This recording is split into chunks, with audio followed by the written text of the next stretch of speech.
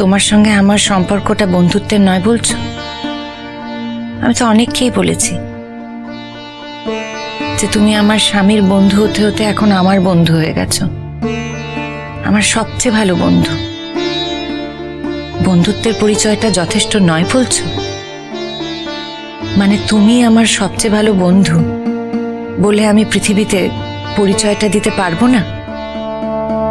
বা তুমিও কি এই পরিচয়টা দিতে পারবে না এই পৃথিবীতে যে আমি তোমার বন্ধু? বৌঠান, এই বন্ধুত্বটাকে কেউ দাম দেবে না, কেউ মেনে নেবে না।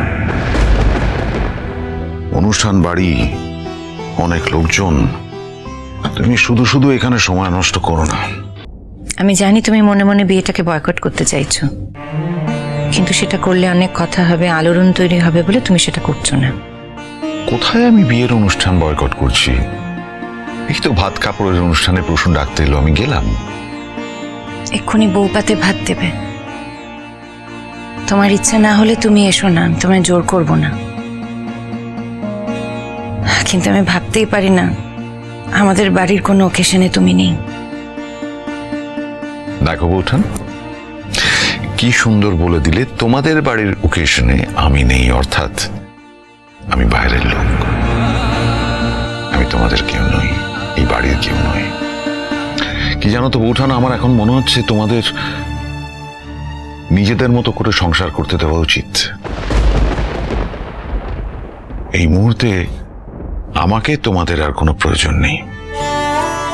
তার মানে তোমাকে দরকার ছিল বলে এতদিন আটকে রেখেছিলাম? বৌঠান, তুমি না থাকলে আমি সত্যিই চলে যেতাম। আমার জন্য তোমার কত চিন্তা সে তো বোঝাই যায়।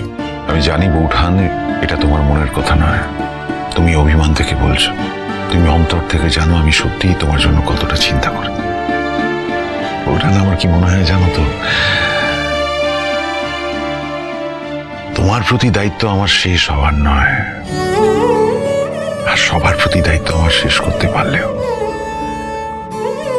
তোমার প্রতি দায়িত্ব আমার কোনোদিন শেষ হবে না, অন্তত আমি যতদিন বেঁচে আছি। এই পৃথিবীতে যার সঙ্গে যাই হোক, আমার সঙ্গে তুমি এরকম দূরের মানুষ হয়ে কথা বলতে পারো না। বৌঠান, কোথায় আমি দূরের মানুষের মতন কথা বলছি? বলছো বলছো, তোমাকে তো কম বছর দেখছি না। বৌঠান, কেন এভাবে বলছো? ওরা আলাদা একটা জেনারেশন, ওদের দৃষ্টিভঙ্গি আলাদা, ওদের দেখার চোখ আলাদা, আমাদের দেখার চোখ আলাদা। সেটাকে সেভাবে দেখো না।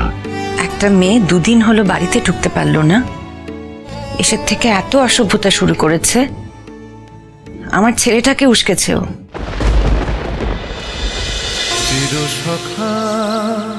চিরসখা সোম থেকে রবি প্রতিদিন রাত ৯টায় স্টার জলসায় ও জিও হটস্টারে।